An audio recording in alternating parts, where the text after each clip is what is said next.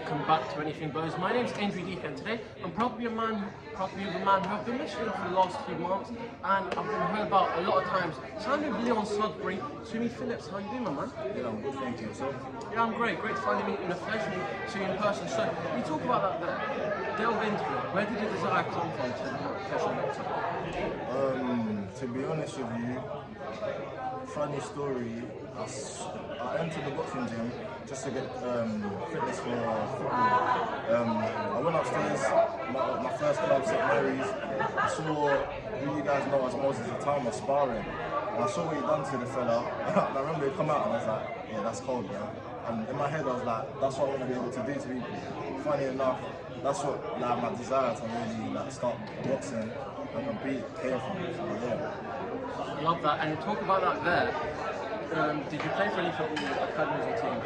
When I was young, I was doing the junior reds and they always pestering my mum you've got to get him signed by the academy, but they don't know better at the time. Do you know what I mean? African household, it's always school. So yeah, I was chasing it towards my later years and then made the transition to boxing. And what do you think would have been a better career, not only for money, but would you have preferred football or boxing? Now that I'm in boxing now, I wouldn't have preferred football, to be honest, because football, I think, the hunger dies at a certain point. I don't want to speak for the footballers themselves, innit, but some of them are on some stupid money. Don't get me wrong, I would love to be making that stupid money too, but boxing, I think, the hunger and the wanting to get up every day, and it will never die because you're always striving for more. And how much does that feel? Because everyone says it who used to do football and went into boxing is, let's ignore the goalkeeper, but you're a defender or you're a midfielder or you're a striker. There's other people to blame. You're putting in the shift, you're putting in 100%, and people around you let you down. And even if you're a goalkeeper, it's unfortunate because you're the last one there, you don't have anyone else, you're going to get the blame. So how cool does it feel to say that this is an individual sport? You take your flaws and your faults if there are any, and you also take your highs, and it's just you in the ring and you know what you're doing, you're in control. Yeah, literally, that was another thing that saved me from boxing. It's all on me. It's however hard I've worked. It's not on anyone. Listen, with football, you've got 10 other players that have got to execute what you need them to execute before you even get looked at. You might even be in a better position as a striker. The winger doesn't pass you, you don't score. Do you know what I mean? Boxing, it's all on me. What I've done. If you take shortcuts, it will show. You know, if you work hard, it will show. So, yeah, it's good. Before we go on to the boxing talk, Arsenal, you're an Arsenal supporter. Could we get you selling out the Emirates one day? Selling out the Emirates. Hey, listen, God willing. There's a lot of seats, but God willing. And then one day we do that. And talk about your season. Last 2 seasons haven't gone to plan, but you're almost there. Do you feel like third time's a charm when you're winning this year? Yeah, third time's a charm. Yeah. I think where we started already 2-0 comfortable, and it's not that usual season, so I think that's the one. And the chemistry with Havertz and Saka both getting a goal and both assisting each other. So now going on to the boxing. Professional debut, signed by Leon Sudbury, and we know Leon cares about his fighters, and Leon highly rates his fighters, and he doesn't just pick and choose, he literally cares who he signs, and he knows, because he could have people that have the great amateur background or whatever, but he knows people who are dedicated to the sport. Talk about being signed by Leon and take over management. Yeah, it's great. I mean, you've kind of hit the nail on the head with Leon. He's not one of these that's just chasing, guys that have done this, done that from the amateurs. He's trying to build guys and give people like me, who nobody knows about, opportunity to build himself and become something. I mean, I couldn't be more grateful for a man like him behind me because he genuinely cares. He's not long in the tooth in this game, which is key, I think. He's got the excitement, and all them elements. With my dedication to the game can only be a good thing.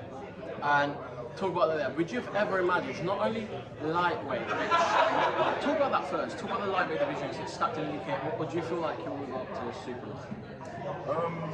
It remains to be seen. I was told I could make lightweight by a very good nutritionist, Paul Neil, and I looked at him and I was like, what? He told me I could do it easy, but you know what it is?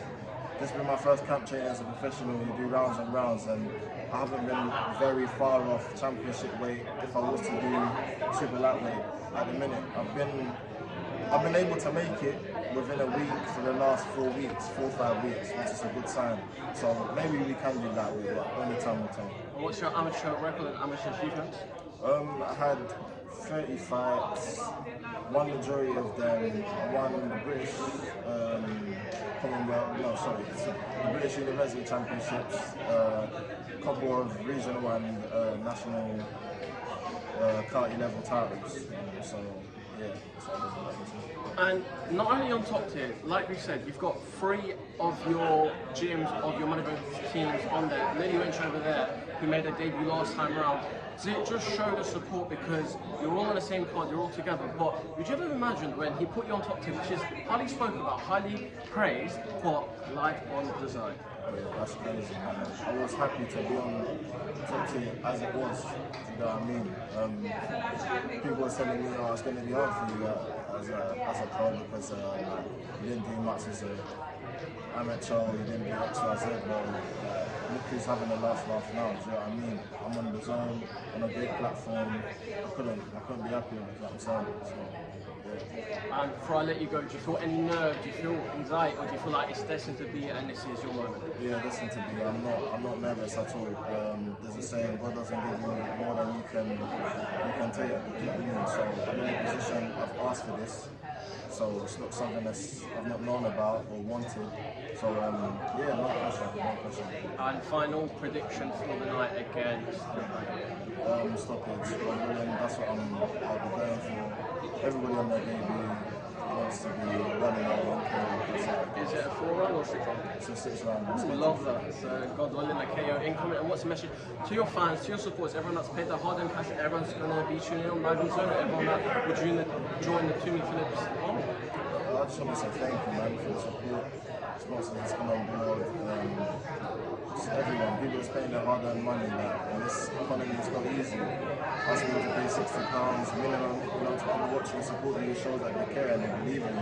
So I can't thank everybody enough. Ladies and gentlemen, Tumi Phillips.